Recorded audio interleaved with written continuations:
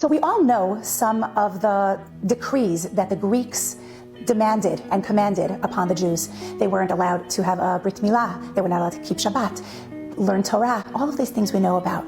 But there was one more thing that they commanded all of the Jews to do, and that was that they had to take the horn of a ram or an ox, and they had to write on it, "I don't believe in the God of the Jews," which is a strange request from them.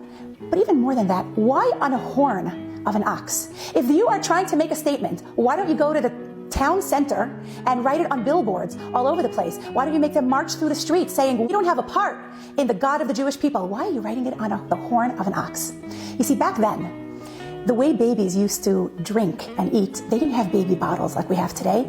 They would take the horn of an ox, they would carve a hole in it, pour the milk inside, and that is how they would feed the baby. And this is a metaphor to what they were trying to do. The Greeks understood that the main way to instill a lesson into someone is through childhood, through education. The way we educate our children, that's what they learn. That's how they grow up. And they knew that if we can teach them from a very young age that there is no God, your God does not exist, we don't have a part in that nonsense, then that's what the children would grow up learning. And this is a really important lesson for us to understand. Chanukah, the word Chanukah comes from the same root as the word chinuch, which is education. And it's all about educating our children in the right way. And for us to understand that whatever we nurse into our children, when they're babies, when they're toddlers, when they're young children, that is what they are going to learn. We're molding them, we're shaping them.